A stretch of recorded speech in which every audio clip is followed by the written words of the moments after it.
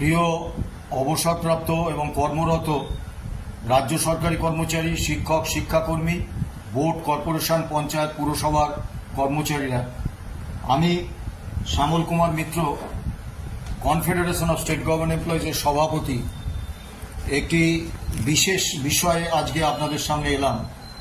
সেটা হচ্ছে West Bengal health scheme. আপনারা প্রত্যেকে জানেন 2008 সালে রাজ্য সরকারি কর্মচারী, অবসরপ্রাপ্ত এবং কর্মরত তাদের জন্য পূর্বতন বামফ্রন্ট সরকার একটা স্কিম নিয়ে এসেছিলেন, ওয়েস্ট বেঙ্গল হেলথ স্কিম। যে স্কিমে আমরা যে মেডিকেল অ্যালাউন্স 500 টাকা করে প্রতি মাসে পাই, সেই অ্যালাউন্সটাকে ফোরগো করতে হয়। অর্থাৎ মাসে 500 টাকা, বছরে 6000 টাকা প্রিমিয়াম দিয়ে আমরা এই ওয়েস্ট বেঙ্গল হেলথ স্কিমে অন্তর্ভুক্ত হতে পারি। এই হেলথ স্কিম 2008 সালে তৈরি হওয়ার পরে যখন কার্যকর হয়, তারপর বামফ্রন্ট সরকার চলে যান। ফলে এই স্কিমের যে প্রয়োজনীয় সংস্কার সাধনের দরকার ছিল, সেই সময়টুকু তারা পাননি। এবং বর্তমান সরকার 2011 সাল থেকে আজ পর্যন্ত এই স্কিমের কোনো সংস্কার করেননি।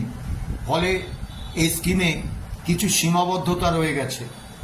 1 নম্বর সীমাবদ্ধতা, যে এই স্কিমে বেতন ক্রম অনুসারে বিভিন্ন স্তরের কর্মচারীদের বা পেনশনারদের পেনশনের হার অনুসারে তাদের ভিন্ন ভিন্ন সুবিধে দেওয়া হয় এমপ্যানেল হাসপাতাল বা নার্সিংহোমগুলোতে। এখন আমরা সবাই যখন প্রতি মাসে 500 টাকা এবং বছরে 6000 টাকা প্রিমিয়াম দিয়ে এই স্কিমের অন্তর্ভুক্ত হচ্ছি, তখন শুধুমাত্র বেতনক্রমের ফারাক এবং পেনশনের ফারাকের জন্য কাউকে বেশি সুবিধা, কাউকে কম সুবিধা দেওয়াটা সঠিক নয় বলে আমরা মনে করছি।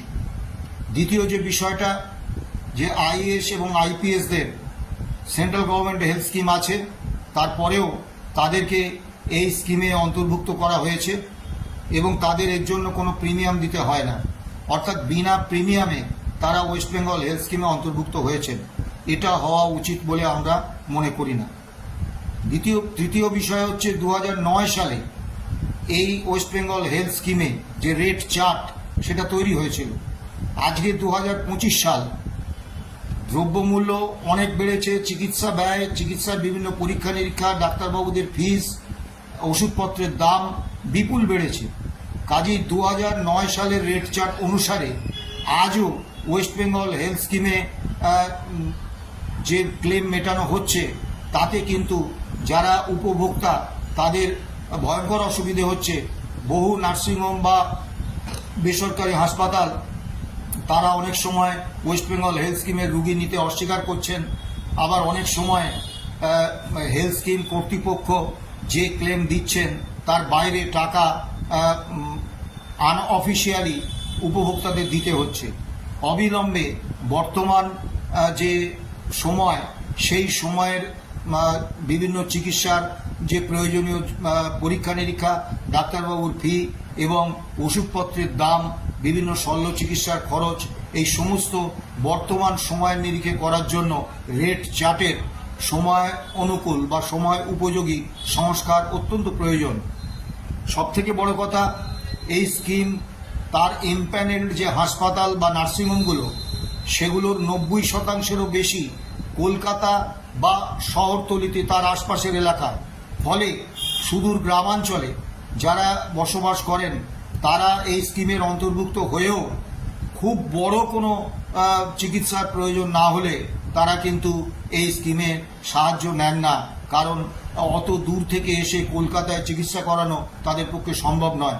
কাজে আমরা বারবার দাবি করেছি কনফেডারেশন অফ স্টেট গভর্নমেন্ট এমপ্লয়িজের পক্ষ থেকে, যে দয়া করে স্বাস্থ্যসাথী প্রকল্পে যেরকম ব্লক স্তর পর্যন্ত বিভিন্ন নার্সিংহোম এবং বেসরকারি স্বাস্থ্যকেন্দ্র এই স্কিমের সঙ্গে স্বাস্থ্যসাথী স্কিমের নেটওয়ার্কের মধ্যে রয়েছে, একই রকমভাবে ওয়েস্ট বেঙ্গল হেলথ স্কিমের নেটওয়ার্ক, স্বাস্থ্যসাথীর যে নেটওয়ার্ক রয়েছে, সেরকম একেবারে সুদূর প্রত্যন্ত গ্রামাঞ্চলেও বিস্তৃত করা হোক। কিন্তু এর পরেও বলবো যে এত সীমাবদ্ধতা থাকা সত্ত্বেও ওয়েস্ট বেঙ্গল হেলথ স্কিম অন্য যে কোনো মেডিকেল পলিসির তুলনায় অবসরপ্রাপ্ত এবং কর্মরত রাজ্য সরকারি কর্মচারীদের পক্ষে একটা আশীর্বাদ সুলভ। ওই স্কিমে অনেক সীমাবদ্ধতা আছে, অতএব এই স্কিমে অন্তর্ভুক্ত হওয়ার দরকার নেই। এই আওয়াজ যারা তুলছেন তারা সত্য বলছেন না, কারণ এই মুহূর্তে শিক্ষক, শিক্ষাকর্মী, বোর্ড, কর্পোরেশন, পঞ্চায়েত, পুরসভা সহ অন্যান্য রাজ্য কর্মীদের ক্ষেত্রে এই ওয়েস্ট বেঙ্গল হেলথ স্কিম সম্প্রসারিত করা হয়নি। ফলে তারা বিভিন্ন বেসরকারি সংস্থার মেডিক্লেম পলিসি কিনছেন এবং যত দিন যাচ্ছে এই মেডিক্লেম পলিসির খরচ বাড়ছে এবং যে সুযোগ সুবিধেগুলো এই মেডিক্লেম পলিসিতে দেওয়ার কথা বলা থাকে সেই স্কিমগুলো বাস্তবে, সেই সুযোগগুলো বাস্তবে কিন্তু অনেক সময় পাওয়া যায় না এবং প্রিমিয়ামের খরচটা এতটাই বাড়ছে যে ডিএ পান না, ডিয়ারনেস রিলিফ পান না। ফলে শিক্ষক, শিক্ষাকর্মী, অন্যান্য রাজ্য কর্মীদের, কর্মরত এবং অবসরপ্রাপ্ত যারা রয়েছেন তাদের পক্ষে মেডিক্লেম পলিসি কিনে পরিবার পরিজনদের এবং নিজেদের চিকিৎসা করানোটা কার্যত একটা অসম্ভবের পর্যায়ে চলে যাচ্ছে। এবং আপনারা সকলেই জানেন বর্তমান কেন্দ্র এবং রাজ্য সরকারের নীতিতে স্বাস্থ্য এবং চিকিৎসা একটা মহার্ঘ পণ্যে পরিণত হয়েছে। এটার পরিষেবার পর্যায়ে নেই, সেবার পর্যায়ে নেই। এই অবস্থায় ওয়েস্ট বেঙ্গল হেলথ স্কিমে শিক্ষক, শিক্ষাকর্মী এবং অন্যান্য রাজ্য কর্মীদের, কর্মরত এবং অবসরপ্রাপ্ত তাদের অন্তর্ভুক্তির দাবি অত্যন্ত সঙ্গত। আমরা কনফেডারেশন অফ স্টেট গভর্নমেন্ট এমপ্লয়িজের পক্ষ থেকে দীর্ঘদিন ধরে WBHS এর সংস্কার সাধন, সময় উপযোগী সংস্কার সাধন এবং এই স্কিমে শিক্ষক, শিক্ষাকর্মী সহ অন্যান্য রাজ্য কর্মীদের অন্তর্ভুক্তির দাবিতে আমরা সরকারের দৃষ্টি আকর্ষণের চেষ্টা করে যাচ্ছি। গত 12ই জুলাই রাজ্যের অর্থ সচিবের কাছে আমরা সর্বশেষ চিঠিটি ইমেল মারফত পাঠিয়েছি, কিন্তু দুর্ভাগ্যের বিষয় তার প্রাপ্তি স্বীকার সৌজন্যটুকু এখনো পর্যন্ত পায়নি। ইতিমধ্যে আমরা লক্ষ্য করেছি পৃথা বিশ্বাসের নেতৃত্বে আমরা, দি টিচার সোসাইটি, দীনবন্ধু বিদ্যাভূষণের নেতৃত্বে পশ্চিমবঙ্গ প্রাথমিক শিক্ষক সমিতি এই শিক্ষক, শিক্ষাকর্মী এবং অন্যান্য রাজ্য কর্মীদের ওয়েস্ট বেঙ্গল হেলথ স্কিমে অন্তর্ভুক্তির দাবিতে একটা আন্দোলন দীর্ঘদিন ধরে করে আসছেন এবং সরকারের দৃষ্টি আকর্ষণের চেষ্টা করছেন। অতি সম্প্রতি গতকাল পশ্চিমবঙ্গ পঞ্চায়েত পেনশনার সমিতি বিধাননগরের পঞ্চায়েত ভবনের সামনে একটি সভা করেন এবং সেখানে তারা এই ওয়েস্ট বেঙ্গল হেলথ স্কিমে পঞ্চায়েত কর্মী এবং পেনশনারদের অন্তর্ভুক্তির দাবিতে তারা একটা বিক্ষোভ করেন এবং সরকারের দৃষ্টি আকর্ষণের চেষ্টা করেন। এবং ওই সভায় পঞ্চায়েত যৌথ কমিটির সাধারণ সম্পাদক সন্দীপ রায়, 12ই জুলাই কমিটির ভাস্কর ভট্টাচার্য, রামানুজ লাহিড়ী, পিনাকি ব্রত সজ্জন, পশ্চিমবঙ্গ পেনশনার সমিতির সভাপতি অসিত চক্রবর্তী প্রমুখ নেতৃবৃন্দ উপস্থিত ছিলেন। এই বিষয়ে শিক্ষানুরাগী ঐক্য মঞ্চের সাধারণ সম্পাদক কিঙ্কর অধিকারী একটা চমকপ্রদ তথ্য বা পরিসংখ্যান সরকারি ওয়েবসাইট ঘেঁটে বার করেছেন, যে তথ্যটা এই আন্দোলনের ক্ষেত্রে একটা অস্ত্র হিসেবে ব্যবহার হওয়ার যথেষ্ট কারণ রয়েছে। আমরা অবশ্যই কিঙ্কর অধিকারীকে আমাদের সংগঠনের পক্ষ থেকে ধন্যবাদ জানাবো। এই তথ্যটা আমাদের জানা ছিল না, তিনি আমাদের জানিয়েছেন। বিভিন্ন সরকারি ওয়েবসাইট ঘেঁটে অনেক কষ্ট করে তথ্যটা তিনি বার করেছেন। তথ্যটা হচ্ছে 31/4/2024 পর্যন্ত 16 বছরে এই ওয়েস্ট বেঙ্গল হেলথ স্কিমের ক্লেম মেটাতে রাজ্য সরকার সর্বমোট খরচ করেছেন 256 কোটি 78 লক্ষ টাকা এবং বছরে প্রিমিয়াম বাবদ রাজ্য সরকার আয় করেন 134 কোটি টাকারও বেশি। অর্থাৎ 2 বছরে প্রিমিয়াম বাবদ রাজ্য সরকারের যা আয় সেটা 16 বছরে ক্লেম মেটাতে যা খরচ তার থেকে অনেক বেশি। অর্থাৎ এই প্রকল্পটা রাজ্য সরকারের একটা লাভজনক প্রকল্প। তো এক্ষেত্রে সরকারের কাছে যখনই কোনো দাবি নিয়ে যাওয়া হয় তারা বলেন আর্থিক সংকট চলছে। এবং আপনারা জানেন ডিএ মামলায় যে MA পিটিশন সরকার দাখিল করেছেন সেখানে তারা একটা অর্থাভাবের একটা কারণ হিসেবে দেখিয়েছেন যে ওয়েস্ট বেঙ্গল হেলথ স্কিম বাবদ রাজ্য সরকারকে বাজেটে বড় অঙ্কের বরাদ্দ করতে হয়।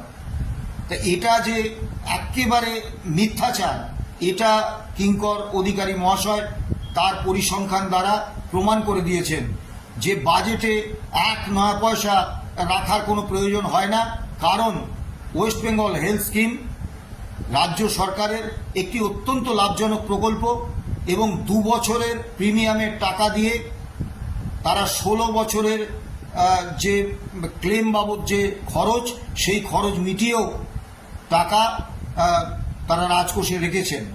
অর্থাৎ 14 বছরের প্রিমিয়াম বাবদ আয় রাজকোষে পড়ে আছে।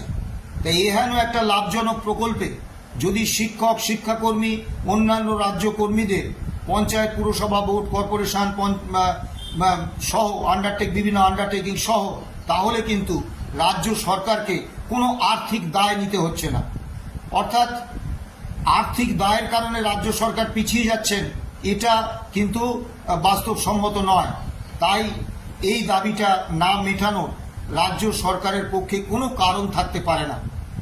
এবং আমি বারবার বলছি, ওয়েস্ট বেঙ্গল হেলথ স্কিমে নিশ্চয়ই কিছু সীমাবদ্ধতা আছে, কিছু সংস্কার সাধনের প্রয়োজন রয়েছে, কিন্তু তা সত্ত্বেও ওয়েস্ট বেঙ্গল হেলথ স্কিম যে কোনো মেডিক্লেম পলিসির তুলনায় শিক্ষক, শিক্ষাকর্মী, অন্যান্য রাজ্য কর্মীদের ক্ষেত্রে অনেক অনেক ভালো। কাজেই ওই স্কিমের সীমাবদ্ধতা আছে, সমস্যা আছে, সংস্কার সাধনের প্রয়োজন আছে। অতএব ওই স্কিমে অন্তর্ভুক্তির জন্য আন্দোলন করে লাভ নেই। এই তত্ত্ব যারা বাজারে ছাড়ছেন তারা হয়তো ব্যক্তিগতভাবে মেডিক্লেম পলিসির ব্যবসা করে থাকতে পারেন, তাদের বড় খদ্দের কমে যাবে, এই আশঙ্কা থেকে হয়তো তারা এই আন্দোলনে শিক্ষক, শিক্ষাকর্মী বা অন্যান্য রাজ্য কর্মীদের নিরুৎসাহিত করার চেষ্টা করছেন। কিন্তু বাস্তব হলো যে বর্তমানে দুর্মূল্যের বাজারে চিকিৎসা পরিষেবা পাওয়া যে একটা অসম্ভবের পর্যায়ে গিয়ে দাঁড়িয়েছে, সেই জায়গা থেকে অবসরপ্রাপ্ত এবং কর্মরত শিক্ষক, শিক্ষাকর্মী, বোর্ড, কর্পোরেশন, পঞ্চায়েত, পুরসভা সহ সমস্ত রাজ্য কর্মীদের একটা আশীর্বাদ হিসেবে এই ওয়েস্ট বেঙ্গল হেলথ স্কিম আসতে পারে। এবং ইতিমধ্যে ভারতবর্ষের বিভিন্ন রাজ্য সরকার তাদের সরকারি হেলথ স্কিমে এই শিক্ষক, শিক্ষাকর্মী এবং অন্যান্য রাজ্য কর্মীদের অন্তর্ভুক্ত করেছেন। আমার কাছে যে তথ্য আছে তাতে কেরালা, তামিলনাড়ু, পাঞ্জাব, মহারাষ্ট্র, অন্ধ্রপ্রদেশ, দিল্লি সহ বিভিন্ন রাজ্য সরকার ইতিমধ্যে তাদের সরকারি হেলথ স্কিমে অন্তর্ভুক্ত করেছেন। মাননীয় মন্ত্রীরা আনলিমিটেড মেডিকেল রিইম্বার্সমেন্টের সুযোগ পান। এবং অত্যন্ত দায়িত্ব নিয়ে বলছি, বিধায়ক, পশ্চিমবঙ্গ বিধানসভার বিধায়করা এবং মাননীয় মন্ত্রীরা আনলিমিটেড মেডিকেল রিইম্বার্সমেন্টের সুযোগকে কাজে লাগিয়ে রাজকোষ লুটে চলেছে। তাদের ক্ষেত্রে সরকার সদয়। রাজ্য সরকারি কর্মচারীদের জন্য ওয়েস্ট বেঙ্গল হেলথ স্কিম রয়েছে, যদিও তার কিছু সীমাবদ্ধতা রয়েছে, কিন্তু শিক্ষক, শিক্ষাকর্মী বা অন্যান্য রাজ্য কর্মীদের কি তাদের চিকিৎসা করানোর, শল্য চিকিৎসার, বিভিন্ন ব্যয়বহুল চিকিৎসার তাদের কি প্রয়োজন নেই? তাদের জন্য কেন এই স্কিমটা কার্যকর করা হবে না? সমাজ মাধ্যমে একটা প্রচার গত কয়েক মাস ধরে দেখছি যে আগামী 5ই অক্টোবর থেকে 24শে অক্টোবর পর্যন্ত কুচবিহার থেকে নবান্ন পর্যন্ত ওয়েস্ট বেঙ্গল হেলথ স্কিমে শিক্ষক, শিক্ষাকর্মীদের অন্তর্ভুক্তির দাবিতে একটা পদযাত্রার আয়োজন করা হয়েছে। পদযাত্রার উদ্যোক্তাদা অনুপ সাউ, তার সঙ্গে আমার কথা হয়েছে। তা আমি জানি না তারা বিস্তারিতভাবে জানি না তারা এই পদযাত্রা সফল করার জন্য কীরকম প্রস্তুতি নিয়েছেন, কতটা সাফল্য পাবেন।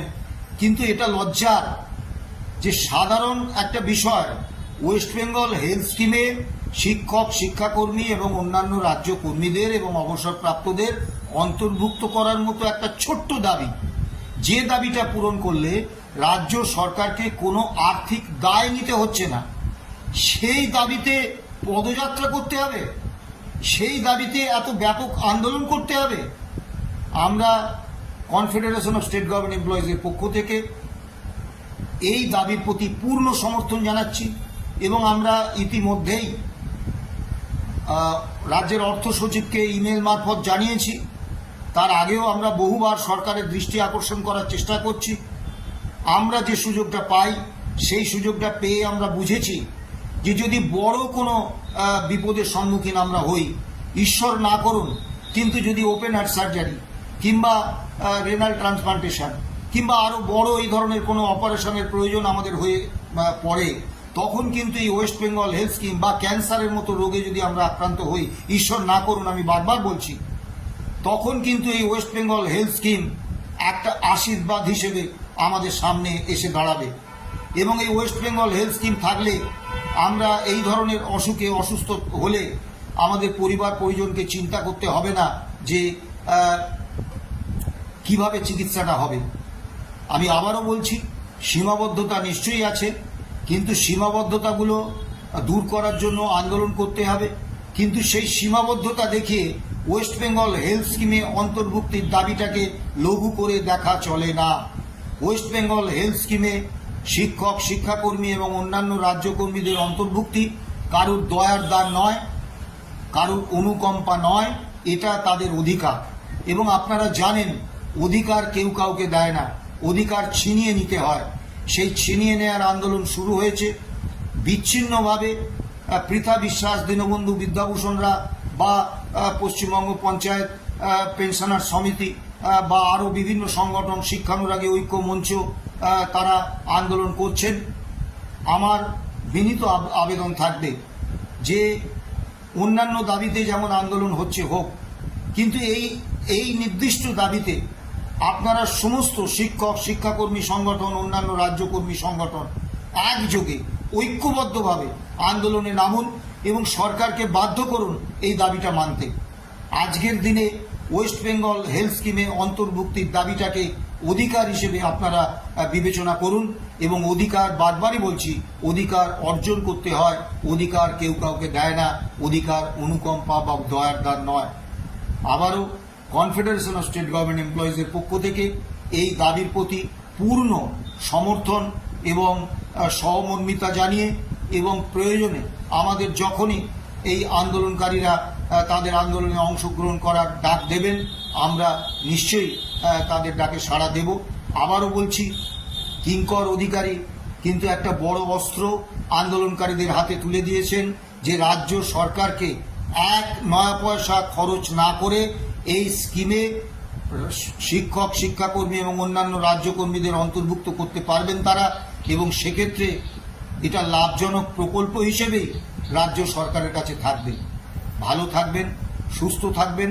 আবারও বলবো, এই দাবিতে ঐক্যবদ্ধ আন্দোলন গড়ে তুলুন। নমস্কার।